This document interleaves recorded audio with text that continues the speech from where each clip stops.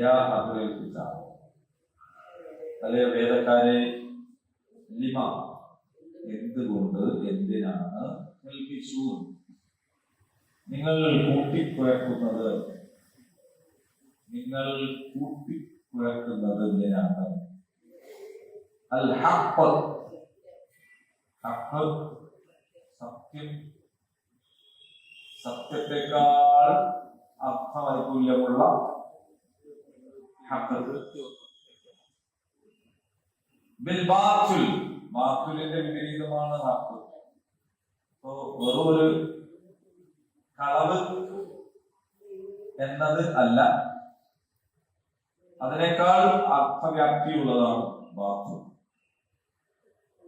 വതക്തുമൂനൽ ഹഖ്, സത്യത്തെ മറച്ചു വെക്കുകയും ചെയ്യും. വഅൻതും തഅലമൂൻ, അറിഞ്ഞുകൊണ്ട്, നിങ്ങൾ അറിഞ്ഞുകൊണ്ടാണ് ഈ പണി ചെയ്യുന്നത് എന്നാണ്.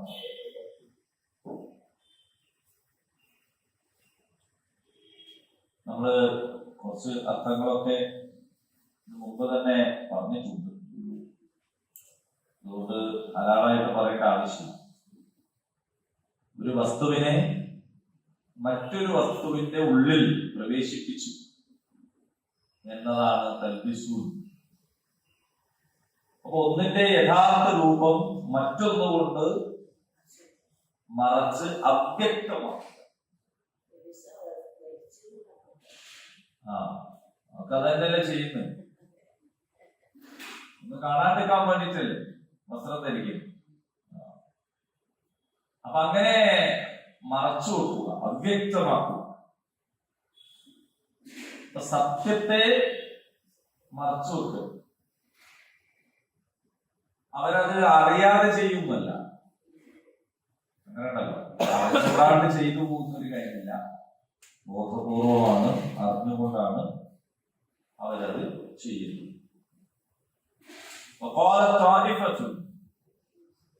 ഒരു വിഭാഗം പറഞ്ഞു, മിൻ അഹ്ലിൽ കിതാബ്, വേദക്കാരിൽ നിന്നുള്ള ഒരു വിഭാഗം. അപ്പൊ എല്ലാരും കേട്ടോ, അതൊക്കെ നമ്മൾ മനസ്സിലാക്കേണ്ടത് ഖുർആൻ ഒരു സമൂഹത്തെ അപ്പാടെ അടച്ചാക്ഷേപിക്കുന്ന ഒരു രീതിയില്ല. ഒരു കൂട്ടര് എന്തെങ്കിലും ഒന്ന് ചെയ്താൽ ആ കൂട്ടത്തിലുള്ള എല്ലാവരെയും മോശമാക്കി പറയുന്ന രീതിയൊന്നുമില്ല. അതുകൊണ്ടാണ് അവരിൽ ഒരു വിഭാഗം, അങ്ങനെ ചെയ്ത ഒരു വിഭാഗം. അപ്പോൾ വംശീയമായി, ജാതീയമായി, വർഗപരമായി, സാമുദായികമായി ഒന്നും ഒരു കൂട്ടരെ അടച്ചാക്ഷേപിക്കുന്ന ശൈലി ഖുർആനിലില്ല, നമുക്കും അങ്ങനെ ഉണ്ടാവാൻ പാടില്ല എന്നർത്ഥം. അപ്പോൾ അഹ്ലുൽ കിതാബിൽപ്പെട്ട ഒരു വിഭാഗം പറഞ്ഞു, ആമിനു, നിങ്ങൾ വിശ്വസിക്കുക, ഇല്ലദീ ഉൻസില, ഇറക്കപ്പെട്ടതിൽ, അല്ലദീന ആമനു, വിശ്വാസികളുടെ മേൽ ഇറക്കപ്പെട്ടതിൽ നിങ്ങൾ വിശ്വസിക്കുക. വജഹൻ നഹാർ, രാവിലെ, വഖ്ഫുറൂ, എന്നിട്ട് നിങ്ങൾ നിഷേധിക്കുക, ആഖിറഹു, ഈ ഹു എന്ന് പറയുന്നത് പകലിലേക്കാണ്. അപ്പോൾ ആ പകലിന്റെ രാവിലെ അല്ലാത്ത മറ്റേ സമയത്ത് വൈകുന്നേരം, പകലിന്റെ അന്ത്യം. നേരത്തെ പറഞ്ഞത് വജഹൻ നഹാറാണ്, പകലിന്റെ ആദ്യം. അതല്ലാത്ത സമയം പകലിന്റെ അന്ത്യം. അവർ മടങ്ങുന്നവരായേക്കാം, അവർ മടങ്ങുന്നവരായേക്കാം. അപ്പോൾ വിശ്വാസികളെ വഴിതെറ്റിക്കാൻ പരമാവധി പരിശ്രമിച്ചു നോക്കുകയാണ് അവരൊരു വിഭാഗം ചെയ്യുന്നത്.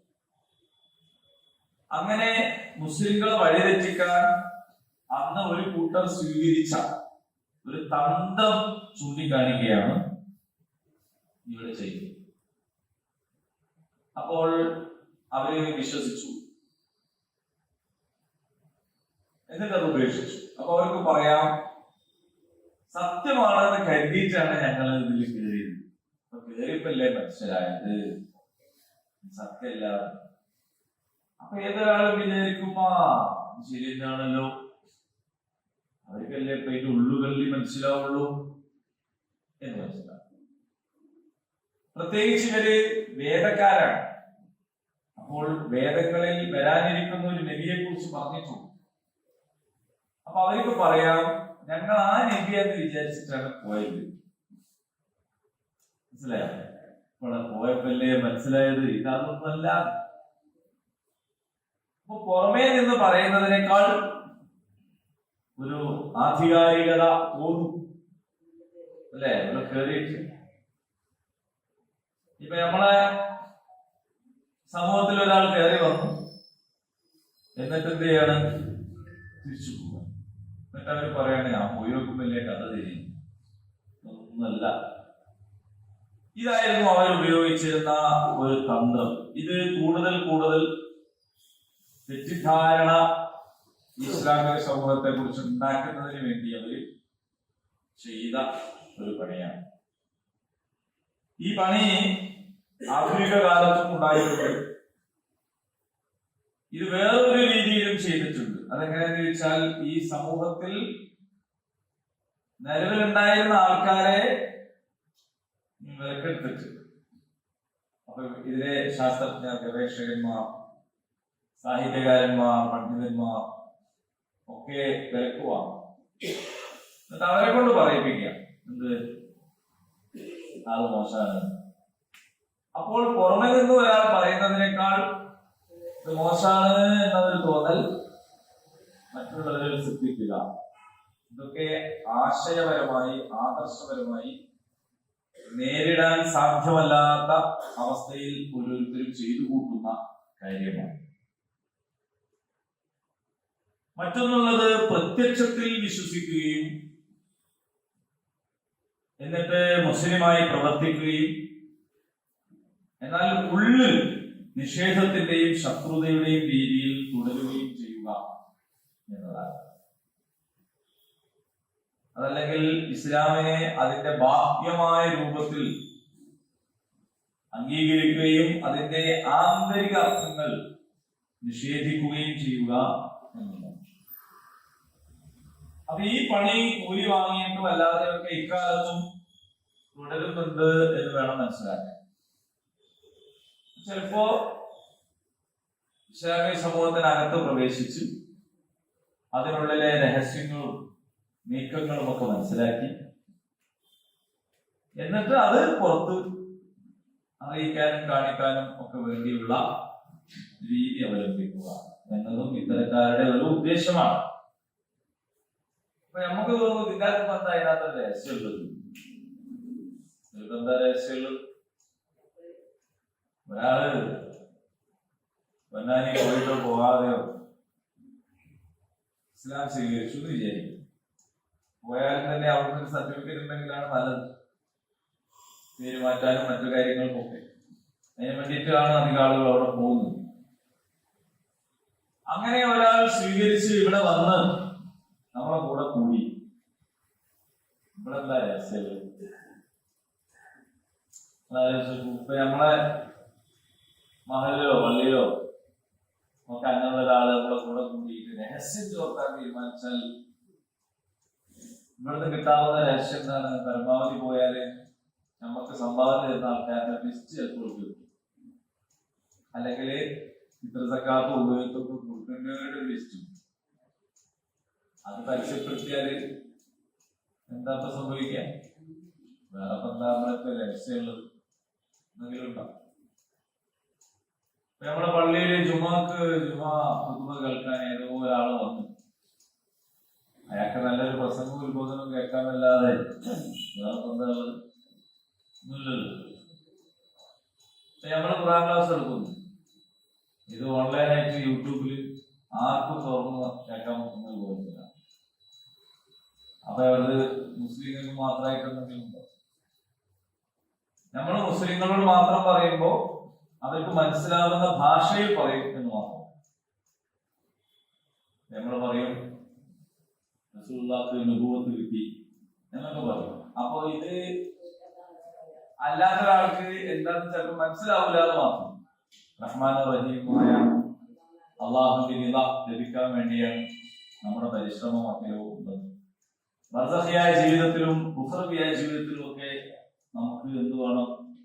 അള്ളാന്റെ നില കിട്ടണം. ഇതിപ്പോ ഈ പറഞ്ഞതിന്റെ അകത്ത് പ്രത്യേകിച്ചൊന്നുമില്ല. പക്ഷെ ഇത് നമ്മളൊരു പരിസരത്ത് നിൽക്കുന്ന ആൾക്കല്ലാതെ മുഴുവൻ മനസ്സിലാവും.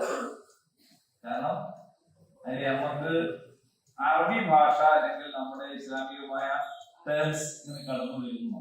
അത് നമ്മൾ മുസ്ലിം അല്ലാത്ത ഇതുമായിട്ട് ബന്ധമില്ലാത്ത ഒരാളുടെ മുമ്പിലാണ് പറയുന്നതെങ്കിൽ നമ്മൾ എന്ത് പറയും? നമ്മളെ പ്രവാചകന് പ്രവാചകത്വം ലഭിച്ചതെന്നും ദൈവത്തിന്റെ തൃപ്തി കിട്ടാനെന്നും മരണാനന്തര ജീവിതത്തിലെ സന്തോഷം ലഭിക്കാനെന്നും ഒക്കെ നമ്മൾ മലയാളത്തിലേക്ക് പറയും. ഇതല്ലാതെ എന്തില്ല, രഹസ്യങ്ങളൊന്നും ഇതിലില്ല. അങ്ങനെ രഹസ്യങ്ങളും കാര്യങ്ങളും ചോർത്താനും ഒന്നും ഇല്ലാത്തതിന്റെ കാരണം നമ്മുടെ കയ്യിലുള്ള ഇസ്ലാം എന്ന് പറയുന്നത് ഇപ്പോൾ ഒരു മതമാണ് എന്നുള്ളത്. ഈ ആയത്തിറങ്ങുന്ന കാലത്ത് ഇത് മതം മാത്രമല്ല, ഇത് രാഷ്ട്രം കൂടിയാണ്. അപ്പൊ റസൂലുള്ളാഹി സ്വല്ലല്ലാഹു അലൈഹി വസല്ലം നയിച്ചുകൊണ്ടിരിക്കുന്ന ഒരു സൊസൈറ്റിയിൽ ആ രാഷ്ട്രത്തിലെ മറ്റുള്ളവരുമായിട്ട് സ്വീകരിക്കേണ്ടുന്ന തന്ത്രങ്ങൾ ഉണ്ടാകും.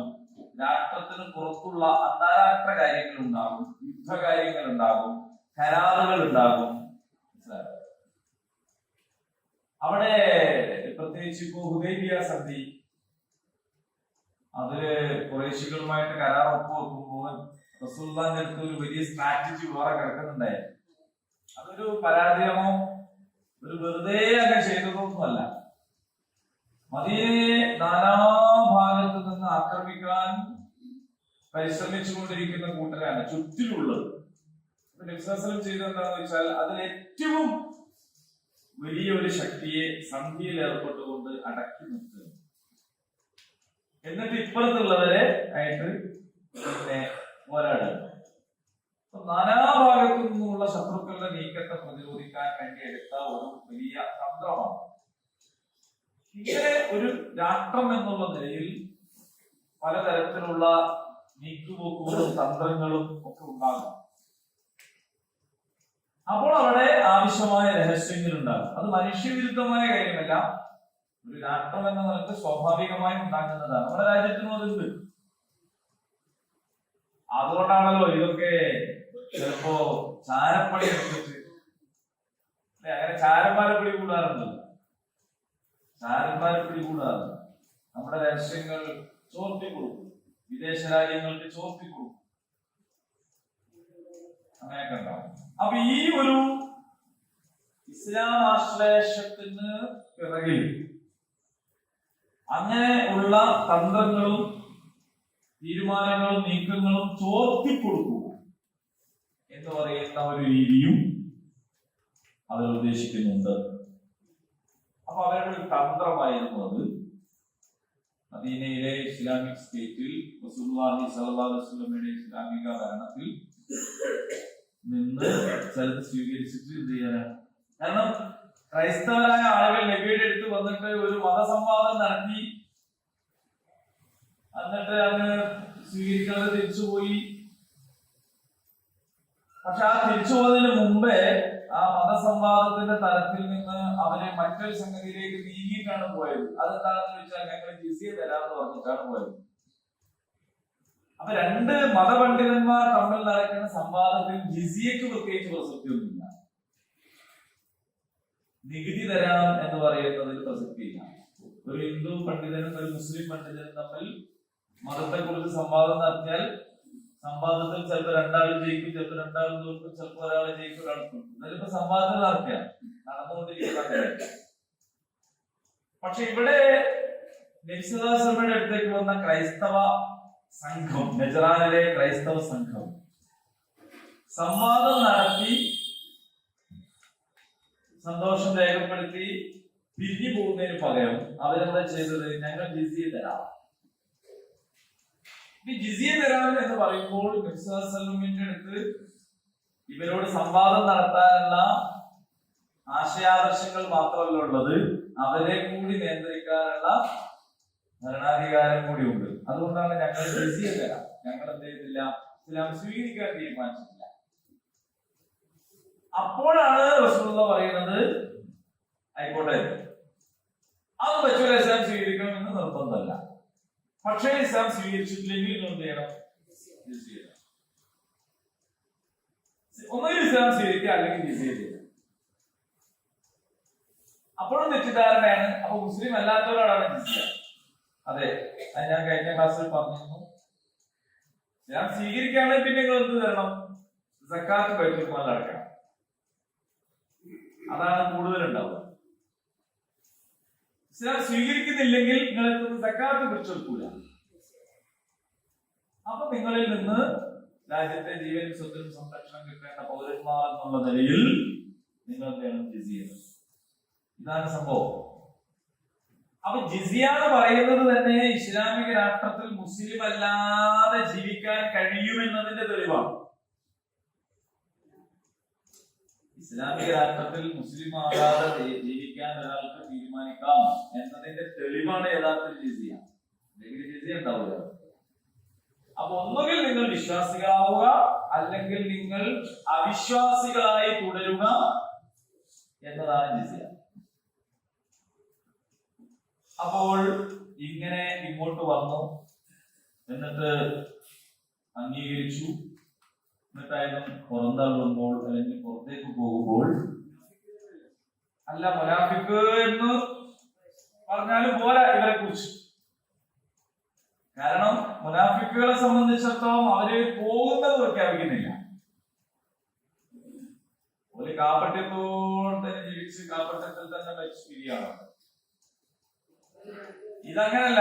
ഇത് അവരെന്ത് ചെയ്യുന്നു വെച്ചാൽ ഇവിടുന്ന് കിട്ടാനുള്ളതൊക്കെ പോവാണ്.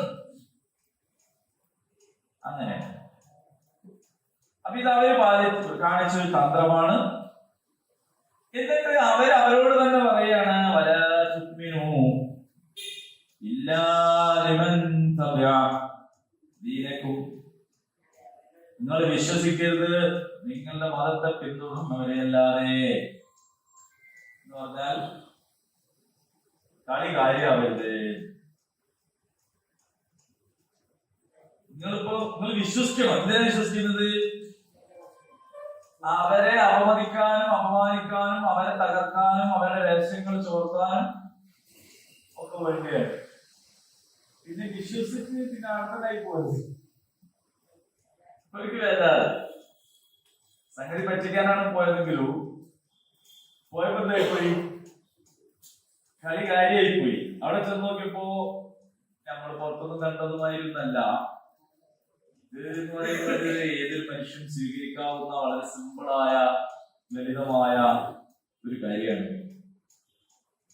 ഇതിൽ പഠിച്ചവൻ മാത്രം ഉടമയും ബാക്കി എല്ലാവരും സമന്മാരുമാണ്. ഇതില് അങ്ങനെ വംശീയതയോ പക്ഷപാതിത്വങ്ങളോ പ്രശ്നങ്ങളോ ഒന്നുമില്ല എന്നൊരാൾക്ക് തോന്നിയാൽ അയാൾ എന്ത് ചെയ്യും? പിന്നെ അയാൾ ശരിക്കും തന്നെ വിശ്വസിച്ചു. അപ്പൊ അവരോട് പറയാണ്, വലാ തുഅ്മിനൂ ഇല്ലാ ലിമൻ തബിഅ ദീനകും.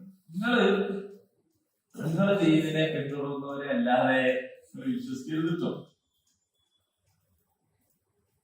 നബിയെ താങ്കൾ പറയുക, ഇന്നൽ ഹുദാ, ഈ സന്മാർഗം എന്ന് പറയുന്നുണ്ടല്ലോ, നിശ്ചയമായിട്ടും അത് അള്ളാഹുവിന്റെ പക്കലാണ്, അല്ലെങ്കിൽ അള്ളാഹുവിന്റെ സന്മാർഗം മാത്രമാണ്. അത് നൽകപ്പെടും എന്ന് അഹദും ഒരുവരെ മിഥലമാ ഊറ്റിച്ചു, നിങ്ങൾക്ക് നൽകപ്പെട്ടതുപോലെ. അഥവാ ഇത് ഏതെങ്കിലും ഒരു പ്രത്യേക കൂട്ടർക്ക് മാത്രം കിട്ടുന്ന ഒരു സ്വകാര്യ സംഭവമൊന്നുമല്ല. വേദവിശ്വാസികൾ വിചാരിക്കുന്നത് സന്മാർഗമൊക്കെ അവരുടെ കുത്തകയാണെന്നാണ്. എന്നാൽ അവർക്ക് നൽകപ്പെട്ടതുപോലെ എന്താവും? ആർക്കും കിട്ടും. അവ യുഹാജുക്കും, അല്ലെങ്കിൽ അവർ നിങ്ങളോട് ന്യായവാദം നടത്താൻ തർക്കിക്കാൻ എന്റെ റബ്ബിക്കും നാഥന്റെ അടുത്ത് പറയുക, ഇന്നൽ ഫദ്ല ബിയദില്ലാഹ്, അനുഗ്രഹം ഉള്ളത് അല്ലാഹുവിന്റെ കയ്യിലാണ്. യുഅ്തിഹി മൻ യശാ, അവൻ ഉദ്ദേശിക്കുന്നവർക്ക് അവൻ കൊടുക്കും. വല്ലാഹു വാസിഉൻ അലീം, അല്ലാഹു എല്ലാം അറിയുന്നവനും ഏറെ വിശാലതയുള്ളവനുമാകുന്നു. അപ്പൊ രാവിലെ ഇസ്ലാം സ്വീകരിച്ച് പിന്നീട് ഇങ്ങോട്ട് പോരി എന്ന് പറഞ്ഞു വിടുമ്പോ ഒരു ബേജാറ്. അവിടെ തന്നെ ആയിപ്പോയതേ അങ്ങനെ വിശ്വസിക്കരുതേ. ചാരപ്പണിക്ക് പോയതാണ്, പോയി വെക്കുന്നുണ്ടായി ശരിക്കും ആയിപ്പോയി. അങ്ങനെ സംഭവിച്ചിട്ടുണ്ടല്ലോ. നബിയെ കൊല്ലാൻ വേണ്ടി പോയി, ആളെ പോയിട്ട് പിന്നെ ഇസ്ലാം സ്വീകരിച്ചു. കാരണം ഇത് പുറമത് കേൾക്കുകയാണല്ലോ അതെന്തല്ലോ ആണെന്ന്. ഉമർദാർക്കും എങ്ങനെയാ പോയത്? കൊല്ലാനാണ് പോയത്. നല്ല ധീരശൂര പരാക്രമിയായിട്ടാണ് പോയത്. പക്ഷേ പോയി അടച്ചു നോക്കുമ്പോ ഖുറാൻ കേട്ടപ്പോ നമ്മള് കേട്ടുപോയല്ലോ, ഇത് തിരിയല്ലോ.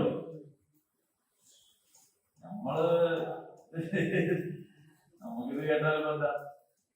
നമ്മളെ ചങ്ങായിന്റെ വണ്ടി കയറിപ്പോ ഖുറാനായിട്ട് വെച്ചപ്പോ അയാൾ പറഞ്ഞല്ലോ ഞാൻ മെച്ചൂർസ് വെക്കുന്ന പാട്ട് നിർത്തുന്നു.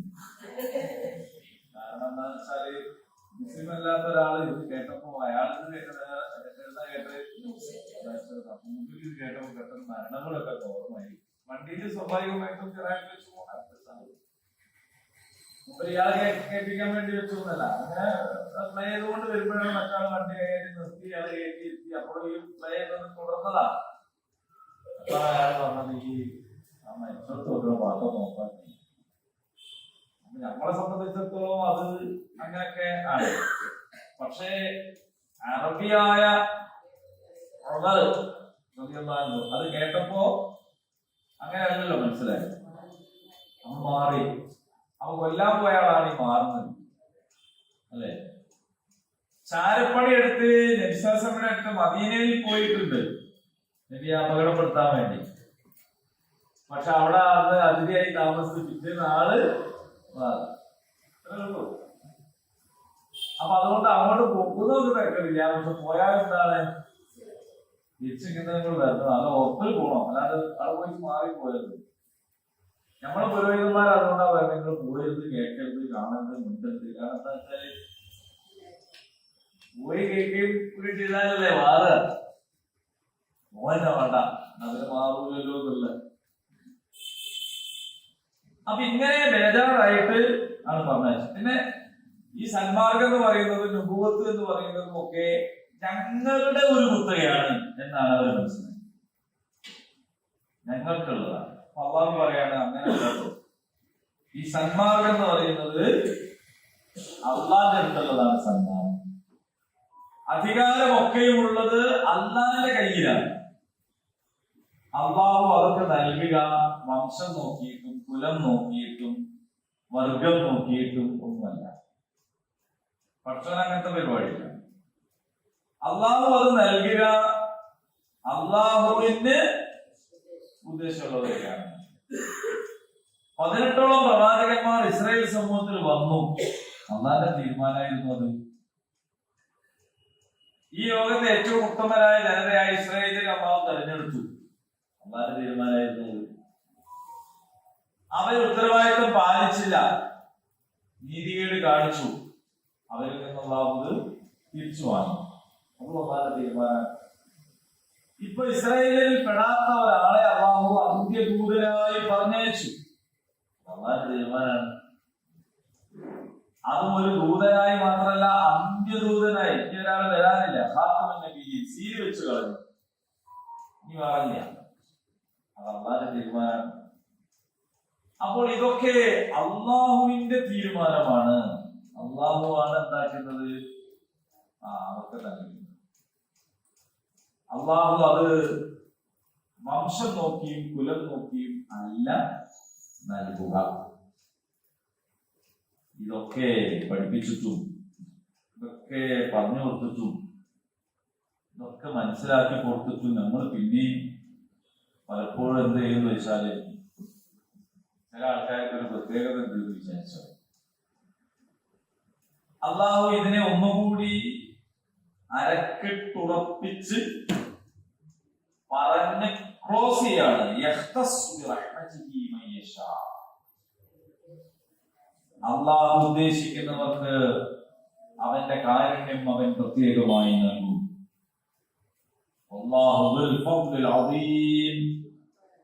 അള്ളാഹു എന്താണ്, ഏറെ അനുഗ്രഹമുടയവനാണ്. നേരത്തെ പറഞ്ഞത് തന്നെയാണിത്. പക്ഷെ അവൻ ഇച്ഛിക്കുന്നവർക്ക് അവനത് നൽകും. അള്ളാഹു വിശാലതയുള്ളവരാണ്, അറിവുള്ളവരാണ് എന്ന് പറഞ്ഞു. അതിൽ തന്നെ ഉണ്ട്. ഒന്നുകൂടി ഒന്ന് ഉറപ്പിച്ചു പറയാൻ, മുമ്പൊക്കെ നമ്മളുണ്ടല്ലോ കൈ കഴിഞ്ഞിട്ട് ഒരു ഒഴുക്കുകളും പറഞ്ഞു എളുപ്പുണ്ടോ? അതിന് വെള്ളാണ് പിന്നെ ഒഴുക്കുള്ളതിൽ പ്രശ്നമില്ല. ഉമ്മക്ക് ആദ്യം മീനൊക്കെ കഴിച്ച് കൈ കഴിഞ്ഞിട്ട് ഇങ്ങനെ വെച്ചിട്ടുണ്ട് ഒഴിക്കൽ. ഇന്ന് ശരിക്കും ഒഴുക്കുള്ള പല സുഖമാണ്, കാരണം പൈപ്പിനോട് വെച്ചിട്ടാണ്. പക്ഷെ അന്ന് ഒരു കൈ കൊണ്ട് വെള്ളം മുക്കിലും ഒഴിക്കും, എന്നാലും ഒഴിക്കുകയും ഒരു ഒഴുക്കുള്ള മീൻ ഇറച്ചൊക്കെ കഴിയുമ്പോ പ്രത്യേകിച്ചൊരു ഒഴുക്കുള്ള. അതെന്തിനാന്ന് വെച്ചാൽ കഴുകി കഴിഞ്ഞിട്ടൊക്കെ ഉണ്ട്, വൃത്തിയായ നിലയൊക്കെ കഴിഞ്ഞിട്ടുണ്ട്, എന്നാലും അത് ഒഴുക്കുള്ളൂ. അത് തിരുമ്പിയാലും ഉണ്ടാവും. തിരുമ്പിയൊക്കെ കഴിഞ്ഞിട്ട് അവസാനം പഴയകാല ഓർമ്മയാണ്. പുതിയ ആൾക്കാരെ നോക്കുന്നത് ചിലത് നമ്മള് എല്ലാം കഴിഞ്ഞിട്ട് പിന്നെ ഒന്നും കൂടി ഒന്ന് ഉറപ്പിക്കില്ല അല്ലെ? കെട്ടിയൊക്കെ കഴിഞ്ഞിട്ട് പിന്നെ അവസാനം ഉണ്ട് ചെറിയ ഒന്നും കൂടി ഒന്ന് കുടിക്കാറുണ്ട്. അതെന്താന്ന് വെച്ചാൽ സമാധാനം. അപ്പോ പഠിച്ച നമ്പരാൻ ഇവിടെ പറയേണ്ട കാര്യം പറഞ്ഞു കഴിഞ്ഞു. അള്ളാഹുവിന്റെ അടുത്താണ് അധികാരമുള്ളത്, അവനാണ് ഹിദായത്ത് കൊടുക്കുന്നത്, അവന്റെ ഹിദായത്താണ് യഥാർത്ഥത്തിൽ ഹിദായത്ത് എന്നൊക്കെ പറഞ്ഞു കഴിഞ്ഞിട്ട് പിന്നെ ഒന്നുകൂടി പറയാറുണ്ട്. അത് കോൺക്രീറ്റ് ആണ്. ഞാൻ മാറ്റൽ അള്ളാഹു ഉദ്ദേശിക്കുന്നവർക്ക് അള്ളാഹു കാരുണ്യം പ്രത്യേകമായി കൊടുക്കും കേട്ടോ. അള്ളാഹു അതിമഹത്തായ അനുഗ്രഹമുടയവനാണ്. അത് ഇത് അള്ളാഹു ഉദ്ദേശിക്കുന്നവർക്ക് ഇത് കൊടുക്കും എന്ന് പറഞ്ഞിട്ട് നമ്മൾ പിന്നെയും ചില ആൾക്കാർക്ക് ഒരു പ്രത്യേകത അല്ലെ? തങ്ങന്മാരാണെങ്കിൽ ഒരു വരുന്നാലും ഒരു പ്രത്യേകത, ഒരു ഉദ്ഘാടനം ചെയ്താലും ഒരു പ്രത്യേകത.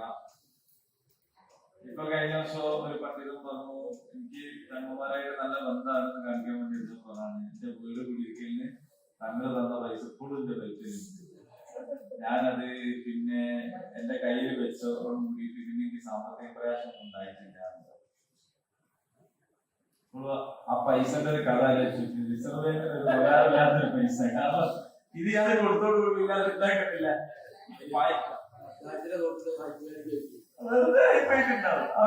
ശരിക്കും ഒരു കടലാസ് പൈസ ആവുന്നത് എപ്പോഴാണ്?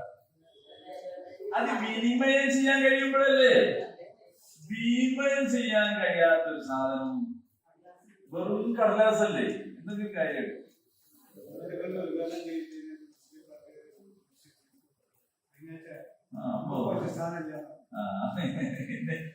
എന്റെ ഒരു ചങ്ങായി ഇങ്ങോട്ടും കൂടി പരിചയല്ലേ, ഇനി ഞാൻ കൂടാതെ കാണുന്നില്ല.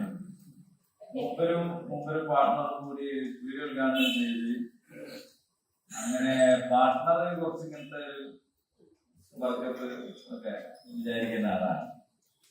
അങ്ങനെ തങ്ങൾ ഉദ്ഘാടനം ചെയ്തിട്ട് വെൽപ്പില് പൈസ വെച്ചിട്ടാണ് തങ്ങൾ കുറച്ച് അയാളിങ്ങനെ ആ പൈസ അല്ലേ നമ്മള് ചങ്ങയാണ്. അത് ഓട്ടോറിക്ഷക്കാരൻ കൊടുത്തല്ലോ എന്തോ സാധനങ്ങൾ പഠിച്ചോനെ വർക്കത്തിൽ കൊണ്ട് ഓട്ടോ ഡ്രൈവർ പോയി. ഇയാൾക്ക് അറിയില്ല ഇത് വെച്ച പൈസ എന്തോ സാധനം ഇറക്കാൻ വന്ന പുതിയ കൂടിയാണ്. അപ്പൊ ആ പൈസ ഓട്ടോ ഡ്രൈവർ അത് കൊണ്ടുപോയി. ഓട്ടോ ഡ്രൈവർ വർക്കത്തിന്റെ പോയി. ഇയാളെ എന്താ ഇതൊക്കെ മാനങ്ങളാണ്. അങ്ങനെ ആണെങ്കിൽ യഥാർത്ഥത്തിൽ സാമ്പത്തിക പ്രതിസന്ധി നേരിടുന്ന നമ്മുടെ സർക്കാർ ഖജനാവിനെ പറ്റി കുറച്ച് പൈസ കൊണ്ടേ വെച്ചാൽ നമ്മൾ പ്രതിപക്ഷ നേതാവ് പറയുന്ന പൂച്ച കിടക്കാൻ മാത്രം ശാന്തവും സ്വസ്ഥവുമാണ് ഖജനാവ് എന്നൊക്കെ വിമർശിക്കുന്നു. അപ്പൊ അതിന്റെ ആവശ്യമില്ലല്ലോ, ഒരു പൈസ കൊണ്ടേയാണ് വെച്ചാൽ. അപ്പം ഇങ്ങനെ പെരുകി പെൻഷൻ ഉണ്ടായി, എല്ലാവർക്കും സമ്പത്ത്, പിന്നെ ഈ ട്രോളൊന്നും കൊടുക്കേണ്ട ആവശ്യമില്ലല്ലോ. ഭയങ്കര പൈസയാണ് ഈ ട്രോളൊന്നും കൊടുക്കേണ്ട പൈസ അങ്ങനെ. അപ്പൊ അതിനൊന്നും ഈ വർക്കത്ത് പറ്റില്ല. ഏതോ സാധനത്തിന്റെ ഒരു മുക്കാങ്ങള ഉദ്ഘാടനം ചെയ്യുമ്പോൾ ഓന്റെ കരുത്തിൽ തിട്ടാല് എന്ത് മനുഷ്യന്മാരായിട്ട് ഇത് തിരിയാത്തത്? അള്ളാഹു ബർക്കത്ത് നൽകുന്നത്, അള്ളാഹു അനുഗ്രഹിക്കുന്നത്, അള്ളാഹു ഫദ്ൽ ചെയ്യുന്നതൊന്നും ഇങ്ങനെ കുലവും വംശവും ഒന്നും നോക്കിയിട്ടല്ല. അങ്ങനൊന്നുമില്ല എന്നാണ് അള്ളാഹ് പഠിപ്പിക്കുന്നത്. നിങ്ങളുടെ സമുദായം ഭയങ്കര സംഭവം, മറ്റുള്ളവർ മോശം, അങ്ങനൊന്നുമില്ല. അങ്ങനെ വിചാരിച്ചു പോയതാണ് ജൂതന്മാരുടെയും ക്രൈസ്തവരുടെയും പരാജയത്തിന്റെ കാരണം. ഇസ്രായേൽ സമൂഹം പരാജയപ്പെട്ടത് തന്നെ അങ്ങനെയാണ്. ഒരു മനുഷ്യൻ എന്തെങ്കിലും നല്ല കാര്യം ചെയ്താൽ നല്ലതാണ്, ഏത് മതക്കാരനായാലും ജാതിക്കാരനായാലും എന്നും കിട്ടുന്ന മനസ്സിലാവാത്തത് എന്നാണ്. പരലോകത്ത് കിട്ടൂല വേറെ വിഷയമാണ്. കാരണം പരലോകം കിട്ടണമെങ്കിൽ അതിന് ചില ഉപാധികളുണ്ട്. അവരൊക്കെ പരലോകം കിട്ടും. അതിനും ഈ സമുദായത്തിൽ പറഞ്ഞുകൊണ്ട് കാര്യമില്ല. സമുദായത്തിൽ പറഞ്ഞുകൊണ്ട് കാര്യമില്ല. ഈ സമുദായം എന്ന് പറയുന്ന ഒരു സംഗതിയാണ് യഥാർത്ഥത്തിൽ നമ്മുടെ വീടിനെ മനസ്സിലാക്കുന്നതിനുള്ള ഏറ്റവും വലിയ ഒരു പ്രതിസന്ധി എന്താന്ന് ചോദിച്ചാൽ, ഈ സമുദായം എന്ന് പറയുന്ന ഒരു ബൗണ്ടറി ഉണ്ട്. അത് കാരണം അപ്പൊ അതിൽപ്പെട്ട ആരെങ്കിലും എന്തെങ്കിലും ചെയ്താൽ അതൊക്കെ ഇതിലേക്കാണ് വരവൊക്കെ. ഖുർആൻ അതിനെ നിഷേധിക്കുകയാണ്.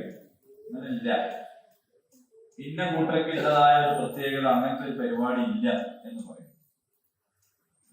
ഇനി അഹ്ലുൽ കിതാബുകാരെ ഒന്നുകൂടി പരിചയപ്പെടുത്തി തരികയാണ്. അഹ്ലുൽ കിതാബി നമ്മൾ കഴിഞ്ഞ ക്ലാസ്സിൽ സൂചിപ്പിച്ചു. അതായത് എല്ലാവരും ഒരുപോലെ അല്ല, നിങ്ങളങ്ങനെ എല്ലാവരും ഒരുപോലെ കാണണ്ട. അവരിൽ തന്നെ നീ ഒരു സ്വർണ്ണ കൂമ്പാരം തന്നെ കൊടുത്താലും അതൊക്കെ മനോഹരമായി സൂക്ഷിക്കുകയും നിന്നെ തിരിച്ചേൽപ്പിക്കുകയും ചെയ്യുന്ന ഒരു കൂട്ടർ അവരിലുണ്ട്. ഈ ആയത്തിന്റെ പശ്ചാത്തലമായി അവിടെ ചില സാമ്പത്തിക ഇടപാടുകളുടെ സംഭവങ്ങളൊക്കെ ചില തഫ്സീറുകളിലൊക്കെ കാണാൻ പറ്റുന്നുണ്ട്. അത് അതിനു വേണ്ടി മാത്രമുള്ളതല്ല, എല്ലാ കാലത്തും ഇങ്ങനെ തന്നെയാണ്, എല്ലാവരും ഒരുപോലെ. എന്നാൽ ഒരു ദീനാറാണ് കൊടുക്കുന്നതെങ്കിൽ പോലും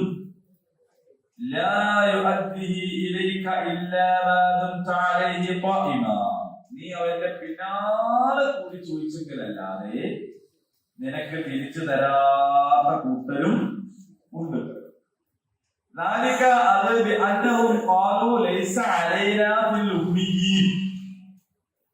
നിരക്ഷരരുടെ കാര്യത്തിൽ ഞങ്ങൾക്കില്ല സബീൽ, ഒരു മാർഗവും എന്ന് പറഞ്ഞതുകൊണ്ടാണ്, ഞങ്ങൾക്കൊരു കുറ്റമില്ല എന്ന് പറഞ്ഞതുകൊണ്ടാണ്. അപ്പൊ അവർ ഉമ്മീനെ എത്ര മോശമായിട്ടാണ് അവര് കാണുന്നത് എന്ന് ആലോചിച്ച് നോക്കൂ. ഉമ്മീൻ എന്ന് പറയുമ്പോൾ വേദം കിട്ടാത്ത ആൾക്കാരെ അവർ കാണുന്നത് വളരെ മോശമായിട്ടാണ്, വളരെ മോശമായിട്ടാണ്. ഇസ്രായേലിനെ സംബന്ധിച്ച് പറയുന്നു, അവര് എന്തൊരു സാധനം വീണിട്ടിയാല് അത് ഇസ്രായേലിയായ ഒരാളുടേതാവാനുള്ളൊരു സാധ്യത ഇല്ലാത്തോടത്തുനിന്നാണ് കിട്ടിയെങ്കിൽ പിന്നെ ഒരാളോട് കൊണ്ടുപോയി ചോദിക്കുന്നില്ല. അതൊക്കെ എടുക്കുന്ന കാരണം ആ നിലപാട് ഇപ്പോഴും അവർക്കുണ്ട്. അതുകൊണ്ടാണ് അവർ പലസ്തീനിൽ കടന്നാക്രമണം നടത്തുന്നത്. കാരണം അതൊക്കെ ഞങ്ങൾക്കുള്ളതാണ്. നമ്മളല്ലാത്ത ആൾക്കാരൊന്നും എന്തല്ല ഇതിന്റെ അവകാശികളല്ല. ഈ വിചാരമാണ് അവരെ നയിക്കുന്നത്. അപ്പൊ അത് അവര് സ്വന്തമാക്കും. ഇസ്രായേലിയായ ഒരാളുടെ കാള ഇസ്രായേലി അല്ലാത്ത ഒരാളുടെ കാളയെ കുത്തിയാൽ പിഴയില്ല, കേസില്ല. അവരുടെ ഫിഖിന്റെ കിതാബായ തൽമൂദിൽ പറയുന്നത് ആരെങ്കിലും ഒരു ജൂതനെ കൊന്നാൽ ലോകത്തെ മുഴുവൻ മനുഷ്യരെയും കൊന്നതിന് തുല്യമാണ്. ജൂതനല്ലാത്ത ഒരാളെ ആരെങ്കിലും കൊന്നാൽ ഒരാടിനകത്ത് പ്രായശ്ചിത്തം കൊടുക്കണം. ഒരാടിനെ അറുത്തിട്ട് പ്രായശ്ചിത്തം കൊടുക്കണം. നിങ്ങൾ ആലോചിച്ചിരിക്കുക എന്താ? അപ്പൊ മനുഷ്യ ജീവനാണോ വില, ജൂതന്റെ ജീവനാണോ അവർ വില കൽപ്പിക്കുന്നത്? ഖുർആൻ പറഞ്ഞു, ആരെങ്കിലും ഒരു മനുഷ്യനെ കൊന്നാൽ ലോകത്തെല്ലാ മനുഷ്യരെയും കൊന്നതിന് തുല്യമാണ്. ഒരു മുസ്ലിമിനെ കൊന്നാൽ എന്നല്ല. ഇതാണ് ഇസ്ലാം പഠിപ്പിക്കുന്ന മാനവികത എന്ന് പറയുന്നത്. നമ്മളെ നാട്ടിലും അങ്ങനെയാണ്. നമ്മളെ പാർട്ടിക്കാരനാണ് കൊല്ലപ്പെട്ടത്, ജീവ രക്തസാക്ഷിയാണ്. നമ്മളെ പാർട്ടിക്കാരൻ അല്ലെങ്കിൽ പിന്നെ വേറെ പല പേരുണ്ടോ. അപ്പൊ എന്താ കാര്യം വെച്ചാൽ വംശീയമായി, ജാതീയമായി, ഇപ്പൊ പുതിയ ഭാഷയിൽ പാർട്ടിപരമായി, സംഘടനാപരമായി ഒക്കെ കാണിക്കുന്ന പക്ഷപാതിത്വമാണ്. നമ്മളാണെങ്കിൽ രക്ഷപ്പെടുത്താൻ ശ്രമിക്കുക. എത്ര കൊടിയ കുറ്റം ചെയ്താലും അവൻ നമ്മളാളാണെങ്കിൽ രക്ഷപ്പെടുത്താൻ ശ്രമിക്കുക. നമ്മളാളാണെങ്കിൽ കുഴപ്പമില്ല എന്ന് പറയാൻ ശ്രമിക്കുക. അപ്പൊ ഇസ്രായേലിൽ കാണിച്ചിരുന്നത് ഈ ഉമ്മീൻ എന്ന് പറയപ്പെടുന്ന വേദം നൽകപ്പെടാത്ത ജനവിഭാഗം. അപ്പോ അവര് സാമ്പത്തിക ഇടപാടിൽ പലിശ, ഇസ്രായേലിനോട് പലിശ വാങ്ങാൻ പാടില്ല, അല്ലാത്തവരോട് വാങ്ങിക്കോളാം. ഇസ്രായേലിനോട് പലിശ വാങ്ങാൻ പാടില്ല, അല്ലാത്തവരോട് പലിശ വാങ്ങാം. നമ്മളെ ചില കച്ചവടക്കാരും അങ്ങനെ ചെയ്യാറുണ്ട്. നമ്മളെ ആൾക്കാർക്ക് ഒരു വില, വേറുള്ളവർക്ക് വേറെ വില. ഗൾഫിൽ നിന്ന് വന്ന ഒരാളോടാണെങ്കിൽ വേറെ വില വേണം. ഇതൊക്കെ ഇതിന്റെ ഭാഗം തന്നെയാണ്. ഞാൻ കച്ചവടം നടത്തിയപ്പോ എന്റെ പീടികയിൽ ഒരാൾ വന്നു, അറബിനെയും കൊണ്ടു. എന്നിട്ട് അറബി ഇങ്ങനെ കാര്യങ്ങളൊക്കെ നോക്കുകയാണ്. അപ്പോ ഇയാൾ എന്നോട് വന്നിട്ട് പറയും, കൂട്ട പൈസ ഉള്ളവരാണ്, ആകാണ് എനിക്ക്. അപ്പൊ ഞാൻ പറഞ്ഞു, അയാളൊക്കെ നോക്കി കഴിയിട്ടുണ്ട്, എന്നോട് വേറെ വർത്താനം പറയാൻ. അയാള് സാധനങ്ങളിൽ കൗതുക വസ്തുക്കളൊക്കെയാണ് ഇങ്ങനെ വാങ്ങിക്കൊണ്ടിരിക്കുന്നത്. ഞാനാണെങ്കിൽ ഇതിന്റെ മുകളിൽ ഒക്കെ വില ചോദിച്ചു. കാരണം ആരൊന്ന് ചോദിച്ചാൽ. അപ്പോ ഞാൻ അവരോട് പറഞ്ഞു, നല്ല മനുഷ്യ, എന്നെ വിശ്വസിച്ചിട്ടില്ല എന്റെ വണ്ടി കൈകാര്യം വരും. ഏറ്റവും പാകപ്പെട്ട സ്ഥലത്ത് നീ വണ്ടി നിർത്തി കൊടുക്കുമെന്നും അവിടുന്ന് ഏറ്റവും നല്ല സാധനം കിട്ടുമെന്നുള്ള വിശ്വാസത്തിലല്ല മനുഷ്യന്റെ കൂടെ നടക്കുന്നത്. അയാൾക്ക് ഭാഷ അറിയില്ല, റൊമാനിയാണ്. അയാൾക്ക് ഏറ്റവും എളുപ്പവും ലാഭം ഉണ്ടായി കൊടുക്കാനല്ലേ ഈ സംസ്കൃതം. അത് ചെയ്യുന്നില്ലെന്ന് മാത്രമല്ല ഈ പറയുന്നത് പൈസക്കാരൻ ചാമ്പിക്കും. എന്താണ് നിന്റെ വരുമാനം, എന്താണ് നിന്റെ സ്വന്തം ഗോപിയായിട്ട് അതൊന്നും ഇല്ലേതാണ്. കാരണം എന്താണ്, പരമാവധി പൈസ കയറ്റി വാങ്ങിയിട്ട് 500 കൊടുത്താൽ എനിക്ക് ലാഭം കിട്ടുന്ന കേസാവോ പറഞ്ഞത്. മോനായോ വേണ്ടത് എന്താണ്, ഒരു 5000 അധികം ഇയാളെത്തും വാങ്ങിയിട്ട് 1000 ഓന് കൊടുക്കല ഉദ്ദേശിച്ചിട്ടുള്ളൂ. എന്നാലും 4000 എനിക്ക് ലാഭമാണല്ലോ. ഈ ലാഭം എടുക്കേണ്ടത് ഇയാൾ വളരെയാണല്ലോ എന്നെ കുറിച്ച് വിചാരിച്ചിട്ടുണ്ടാവും. പക്ഷെ യഥാർത്ഥത്തിൽ എന്താണ് ചെയ്യുന്നത്? അപ്പൊ ഇതിങ്ങനെ ചെറിയ സംഭവമാണ്. അങ്ങനെ പൊന്തി രാഷ്ട്രീയ അന്താരാഷ്ട്രീയ വിഷയങ്ങളിലേക്ക് വെച്ചാൽ അവിടെയും അത് തിരിച്ചാണ്, ഇവിടെയും അത് തിരിച്ചാണ്. അപ്പൊ ആളെ നോക്കിയിട്ട് എന്ത് ചെയ്യാം, വില നിശ്ചയിക്കുക മാത്രമല്ല അവരോടുള്ള നടപടികൾ മാറ്റം വരുത്തുക, അവരോടുള്ള സമീപനത്തിൽ മാറ്റുക എന്ന് പറയുന്നത് ശരിയല്ല എന്നാണ് പറയുന്നത്. ഈ വേദക്കാരായ ആളുകളിൽ ചിലർ ചെയ്യുന്നത് ഇവരോട് ചെയ്താൽ കുഴപ്പമില്ല എന്നതാണ്. പഴയ കാലത്ത് എനിക്ക് ഓർമ്മയുണ്ട്, ഇപ്പൊ ഒക്കെ മാറി എന്നാണ് മനസ്സിലാക്കുന്നത്. നമ്മള് ജാതിയിൽ താഴ്ത്തപ്പെട്ടവരെ മൂത്ത ആളാണെങ്കിൽ പേര് വിളിക്കുകയും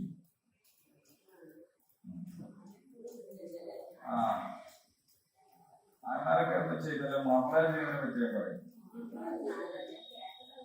എന്ന് പറഞ്ഞാൽ ഇക്കാക്ക എന്ന് വിളിക്കുന്ന പ്രായം ഉള്ളവരെക്കാൾ മുതിർന്ന പ്രായമുള്ള ഒരാളെ നമ്മൾ പേര് വിളിക്കും. കാരണം മതത്തിൽ എന്താണ്, ഇത് വംശീയമായിട്ടുള്ള ഒരു കാഴ്ചപ്പാടാണ്. നമ്മളെ ദീൻ അതിനെ എല്ലാം ശുദ്ധീകരിക്കുന്ന, അതിന്റെ എല്ലാം മേലെയുള്ള ഒരു ദീനാണ് കേട്ടോ. അല്ലാണ്ട് നമ്മൾ പഠിച്ച നിസ്കാരത്തിന്റെ ശബ്ദം മാത്രമല്ല ഈ ഖുർആൻ പഠിപ്പിക്കുന്നത്. നമ്മുടെ ജീവിത കാഴ്ചപ്പാട് മാറ്റാനാണ് ഖുർആൻ ഒരുപാട് സ്ഥലം ഉപയോഗപ്പെടുത്തിയത്. ഈ അഹ്ലുൽ കിതാബിനെ കുറിച്ച് പഠിപ്പിക്കുന്നത് ഓലെ കുറിച്ച് മാത്രമുള്ള പാടല്ല, അതൊരു കേസ് സ്റ്റഡിയാണ്. നമ്മൾക്ക് എന്ത് ചെയ്യാനുണ്ട്, മാറാനുണ്ട് എന്നതിനെ കുറിച്ചാണ് നമ്മൾ ആലോചിക്കേണ്ടത്. എന്നിട്ട് അള്ളാഹു പറയാണ്, ഈ ഒരു സമീപനമുണ്ടല്ലോ, അവരുടെ ഈ ഒരു സമീപനം ഞങ്ങളുടെ മേൽ ഉമ്മിയീങ്ങളോട് ഇങ്ങനെ സ്വീകരിച്ചാൽ കുറ്റം കിട്ടൂല എന്നത്. അവര് അള്ളാന്റെ പേര് കളവ് പറയാം. അറിഞ്ഞുകൊണ്ടാണ് അവർ പറയുന്നത്. കാരണം അവരുടെ കയ്യിലുള്ള വേദത്തിൽ അങ്ങനല്ല. പക്ഷെ അവരറിഞ്ഞുകൊണ്ട് കളവ് പറയാണ്. പടച്ചവന്റെ പേരിലാണ് അവര് കളവ് പറയുന്നത്.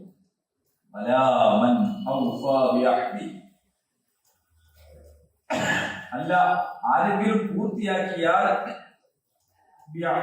തന്റെ പ്രതിജ്ഞ പുലർത്തുകയും ചെയ്താൽ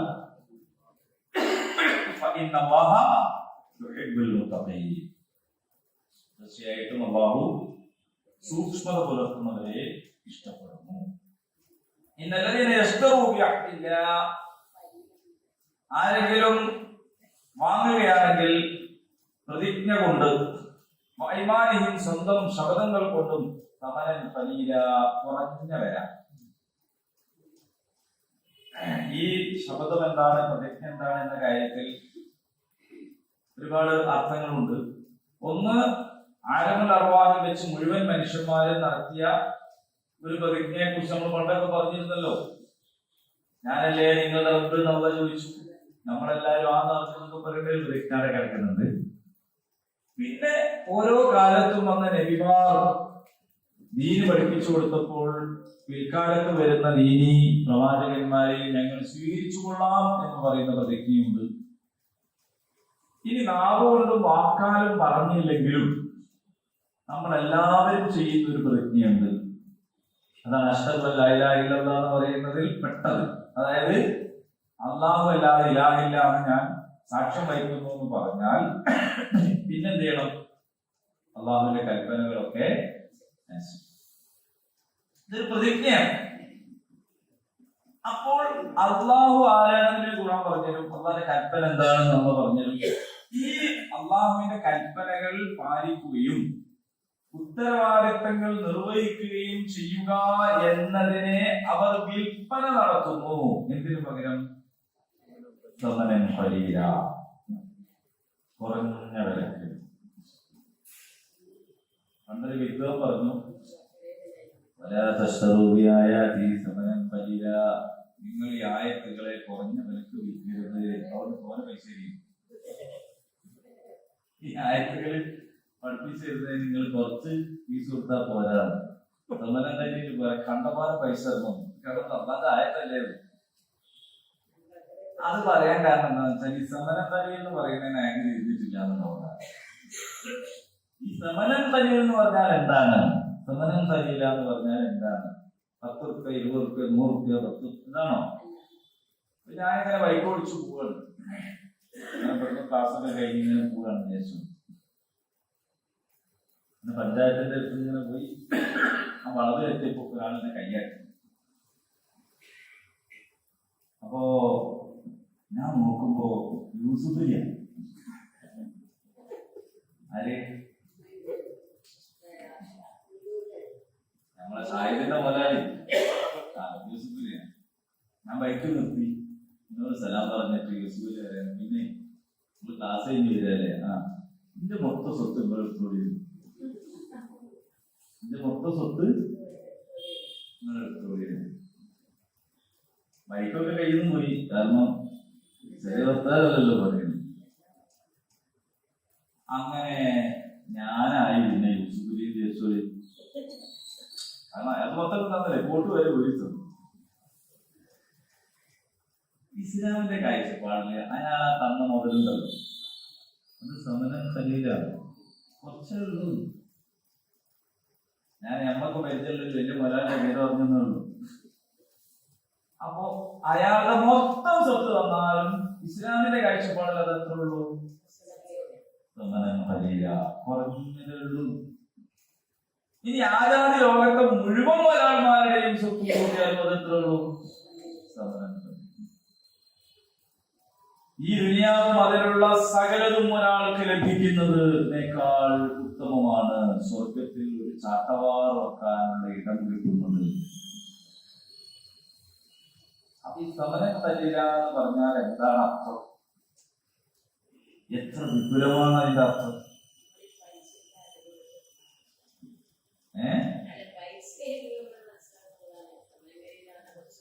കുറച്ച് വരാന്ന് പറഞ്ഞാൽ അതിനെ 100 200 എന്നുള്ളതല്ല, ഈ ദുനിയാവ് മൊത്തം തന്നെയും വില ഇട്ട് നോക്കിയാൽ അത് ഇസ്ലാമിന്റെ കാഴ്ചപ്പാടിൽ അതെന്താണ്? കാരണം ഇസ്ലാം പഠിപ്പിക്കുന്ന വില അതിനേക്കാളെല്ലോ അപ്പുറത്തുനിന്നൊരു വിലയാണ്.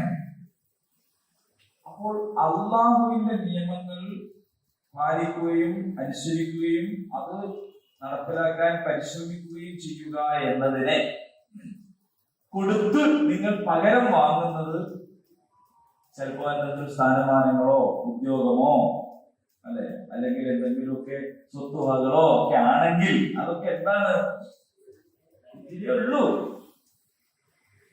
അങ്ങനെ വളരെ കുറച്ച്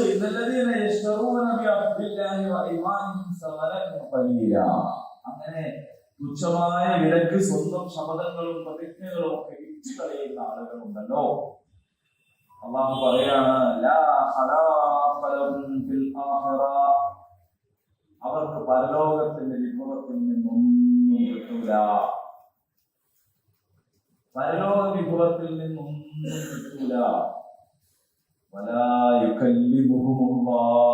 അള്ളാഹു മിണ്ടൂല. നിങ്ങളപ്പോ ഒരാള് കാലിക്കറ്റ് ട്രേഡ് സെന്ററിലേക്ക് കല്യാണത്തിന് കുറിച്ച് വിചാരിക്കുക, കത്തിന് തന്നെ 230 വിലയുള്ള കത്താണ് വന്നത്. അല്ലെങ്കിൽ അതിന്റെ പേരുണ്ട്. ഞാൻ പറഞ്ഞു കൊടുക്കുകയാണെങ്കിൽ നിങ്ങൾ പരമാവധി കൂട്ടിക്കൊടുക്കും. അതൊക്കെ എന്ത് കത്താണ് ചിന്തിച്ച് ക്ലാസ് നോക്കണ്ട. അതായത് അത്രയും പേരുള്ള കത്ത്. എന്നിട്ട് നമ്മളെ ക്ഷണിച്ചു. നമ്മൾ പോയി നോക്കുമ്പോ കുറെ രാജാക്കന്മാരാണ്, സർവത്തരാണ് നിൽക്കുന്നത്. പിന്നെ അങ്ങനത്തെ വെച്ചിട്ട് അത്രയും സർവത്ത് ഉള്ളിലേക്ക് വെറുതെ നോക്കിയപ്പോ ആണ് വലിയ ഭക്ഷണങ്ങൾ നടക്കണമായില്ല. ഇങ്ങനൊക്കെയാണ് നമ്മളെ വിളിച്ച ആള് വാതിക്കലുണ്ട്, നമ്മളെ നോക്കുന്നില്ല.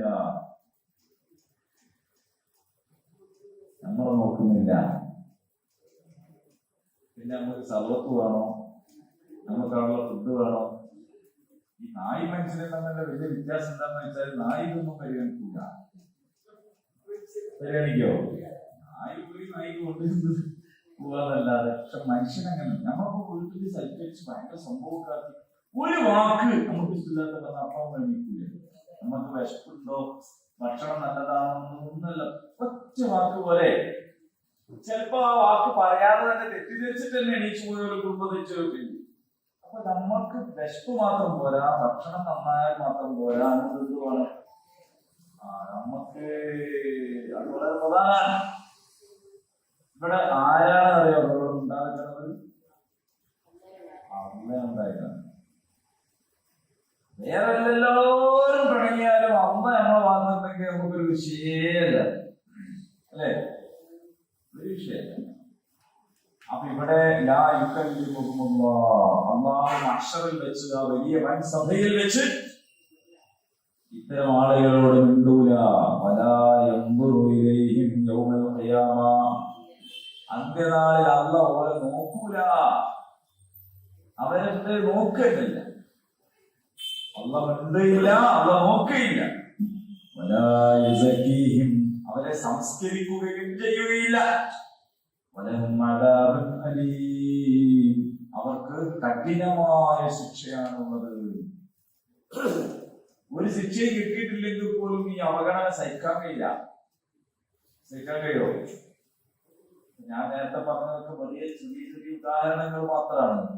നമ്മൾ പരിഗണിക്കുന്ന ഒരാളുടെ ഒരു നോട്ടം മതി നമുക്ക് ഒരുപാട് തിന്നാനും കുടിക്കാനും ഒന്നും കാണുന്നില്ല, അല്ലെ? ചിലപ്പോ വലിയ സങ്കടത്തിൽ നിൽക്കുമ്പോ നമുക്ക് പൈസ ഇല്ല, അല്ലെങ്കിൽ വസ്ത്രമില്ല, അല്ലെങ്കിൽ വിചാരിച്ചു നടക്കണം. എന്നാലും പരിഗണിക്കണമെന്ന് നമ്മൾ ആഗ്രഹിക്കുന്നു. നമ്മൾ നോക്കിയാൽ നമുക്ക് മതി എന്ന് പറഞ്ഞാൽ ആ ഒരു മുണ്ടൽ മതി പോരെ.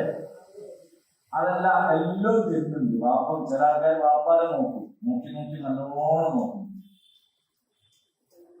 നല്ലോണം നോക്കുന്ന മരുന്നൊക്കെ നല്ല സൂപ്പർ വാങ്ങി കൊടുക്കും, നല്ല തുണിപ്പായി വാങ്ങി കൊടുക്കും, നല്ല അടിപൊളിയായിരിക്കും. പക്ഷെ വാപ്പാനോട് പറയേണ്ട വർത്താനല്ല പറയാ. ഈ വാപ്പക്ക് അതാണോ വേണ്ടത്? ആണോ? വാപ്പ ഇതൊക്കെ കാരണം എന്താണ്? വാപ്പാക്ക് വേണ്ടത് വാപ്പയെന്ന നിലക്കുള്ള ഒരു നോട്ടവും ഒരു മുൻകരുതലും ആണ്. അതുണ്ടെങ്കിൽ ബാക്കിയെല്ലാം വാപ്പ സഹിച്ചോളൂ, അല്ലേ?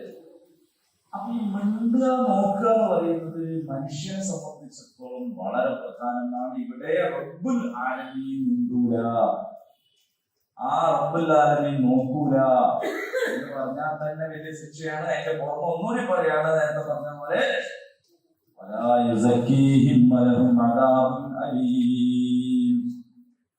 അവർക്ക് അവരെ സംസ്കരിക്കുകയില്ല, അവർക്ക് കഠിനമായ ശിക്ഷയുണ്ട്.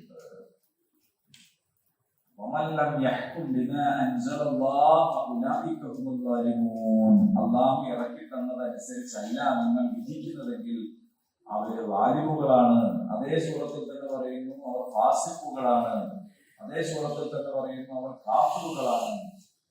അപ്പോൾ അള്ളാഹു നിങ്ങൾക്ക് ജീവിക്കാൻ ആവശ്യമായത് ഇറക്കി തന്നിട്ടുണ്ട്. അതനുസരിച്ചുകൊണ്ട് മുന്നോട്ട് പോകുന്നതിന് പകരം, അതിനെ സ്നേഹിക്കുന്നതിന് പകരം നിങ്ങൾ ഈ ദുനിയാവിലുള്ള സ്ഥാനമാനങ്ങളോ അധികാരങ്ങളോ സമ്പത്തോ പരിഗണനയോ ആണ് വാങ്ങുന്നതെങ്കിൽ, നിങ്ങൾ ഇതാണ് വിറ്റ് കളയുന്നതെങ്കിൽ അള്ളാഹു പറയാണ് പരലോകത്ത് അള്ളാഹു അവരോട് മിണ്ടൂല, അള്ളാഹു അവരെ നോക്കൂല, അള്ളാഹു അവരെ സംസ്കരിക്കൂല, അള്ളാഹു അവർക്ക് നോവേറിയ ശിക്ഷയാണ് നൽകുക എന്ന് അള്ളാഹു സുബ്ഹാനഹു വ തആല നമ്മളെല്ലാവരെയും കാത്തുരക്ഷിക്കുമാറാകട്ടെ. നമ്മുടെ ക്ലാസ്സിൽ വന്ന് പഠിക്കാൻ തുടങ്ങിയതായിരുന്നു നമ്മളെ സഹോദരി. അപ്പൊ എല്ലാവരും വീണ് അല്ലേ പരിക്ക് പറ്റി. അത്രയും പെട്ടെന്ന് ശിക്ഷ നൽകി അനുഗ്രഹിക്കുമാറാകട്ടെ. പ്രയാസങ്ങളില്ലാതെ നമ്മുടെ കൂടെ തന്നെ വളരെ സജീവമായി ഇനിയും പങ്കെടുക്കാൻ എളുപ്പം നൽകി അനുഗ്രഹിക്കുമാറാകട്ടെ. സമതക്കാൻ മരിച്ചുപോയില്ലേ, അള്ളാഹു മഗ്ഫിറത്തും റഹ്മത്തും നൽകി അനുഗ്രഹിക്കുമാറാകട്ടെ. വേറെ നമ്മുടെ ഇടയിൽ നിന്ന്, നമ്മുടെ പ്രിയപ്പെട്ടവരിൽ നിന്ന് പലരും അള്ളാഹുവിലേക്ക് യാത്രയായിട്ടുണ്ട്. അള്ളാഹു സുബ്ഹാനഹു വ തആല അവർക്കെല്ലാവർക്കും ബർസഖിയായ ജീവിതത്തിൽ, പരലോക ജീവിതത്തിൽ സമാധാനവും അള്ളാഹുവിന്റെ ഹൃദയം നൽകി അനുഗ്രഹിക്കുമാറാകട്ടെ. നമ്മളിൽ വേറെയും രോഗികളുണ്ട്. പലപ്പോഴും നമ്മുടെ ക്ലാസ്സിന് എത്തിപ്പെടാൻ കഴിയാത്തത് ആരോഗ്യ പ്രശ്നം കൊണ്ടാണ് എന്ന് അറിയിക്കാറുണ്ട്. അള്ളാഹു ശിഫ നൽകി അനുഗ്രഹിക്കട്ടെ. ആത്മീയത്തുള്ള ദീർഘായുസ്സ് നൽകുമാറാകട്ടെ. പരിശുദ്ധ റമദാൻ മാസം നമ്മുടെ മുമ്പിൽ ഇങ്ങനെ വന്നു നിൽക്കുകയാണ്. പക്ഷെ ആരൊക്കെയാണ് റമദാനിലേക്ക് ബാക്കിയാവുമെന്ന് അറിയാം. അള്ളാഹു ഈ റമദാനിനെയും ഏറ്റവും നന്നായി പ്രയോജനപ്പെടുത്താൻ നമുക്ക് ആയുസ് വർദ്ധിപ്പിച്ചു മാറാകട്ടെ. ഈ റമദാനിലേക്ക് നമ്മിലേക്ക് റമദാനിനെയും അള്ളാഹു അടുപ്പിച്ചു നോക്കുമാറാകട്ടെ. اللهم ربنا آتنا في الدنيا حسنة وفي الآخرة حسنة وقنا عذاب النار. آمين. الحمد لله رب العالمين.